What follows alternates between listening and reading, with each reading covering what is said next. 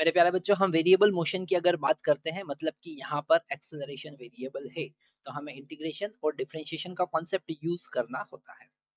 जैसे कि अगर हमें एक्सेलरेशन फाइंड करना है या फिर हमें पहले वेलोसिटी फाइंड करना है, तो वेलोसिटी होता है डिफरेंशिएशन ऑफ पोजीशन।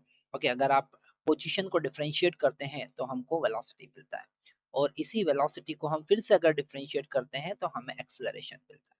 क्या मिलता है? एक्सेलरेशन। तो यहाँ पर वेलोसिटी का पता चलता है डिस्प्लेसमेंट से with the help of acceleration, with the help of differentiation, and acceleration का पता चलता है वेलोसिटी से with the help of differentiation. और अगर हमें उल्टा काम करना है, ठीक है, डिफरेंशिएशन का जस्ट अपोजिट जो ऑपरेशन होता है, मैथमेटिकल ऑपरेशन होता है, वो इंटीग्रेशन होता है। तो अगर हमें अपोजिट फाइंड करना है, मतलब अगर आपको टोटल डिस्प्लेसमेंट फाइंड करना है, तो आप वेलोसिटी को इंटीग्रेट करेंगे from T1 to T2। Okay, जैसे T1 T2 के बीच में आपको डिस्प्लेसमेंट फाइंड करना है, तो वेलोसिटी को इंटीग्रेट करेंगे। सेम एज इट इज, अगर आपको total change in velocity find करना है, तो आप एक्सेलरेशन को इंटीग्रेट करेंगे from T1 to T2। Okay, T1 से T2 के बीच में आपका कितना वेलोसिटी का चेंज हुआ है, वो अगर आपको फाइंड करना है, तो आप एक्सेलरेशन को इंटीग्रेट करेंगे। और इसी से रिलेटेड हम यहाँ पर क्वेश्चन सॉल्व कर रहे हैं। क्वेश्चन नंबर 1 हमारी स्क्रीन पर है। Displacement of a particle s is equal to 6t square minus 6 minus t cube. Find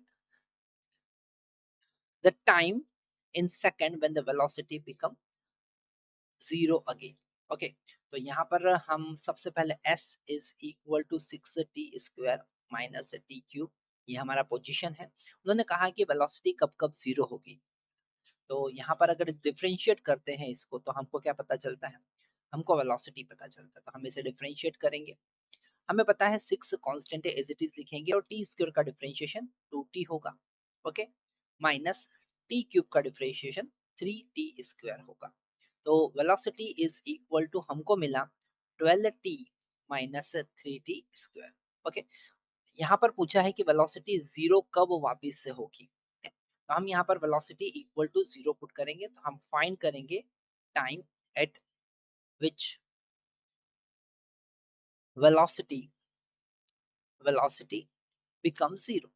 velocity zero कब हो जाएगी? ठीक है, तो यहाँ पर वेलोसिटी को जीरो पुट करेंगे और हमको मिलेगा 12। अगर हम यहाँ से 3 कॉमन ले लेते हैं, तो हमको मिलेगा 3t, t भी कॉमन ले लेते हैं, तो हमको मिलेगा 4 minus T equal to zero. ठीक है, तो यहाँ से t के दो वैल्यू आएंगे, एक तो जीरो होगा और एक t इक्वल टू 4 होगा।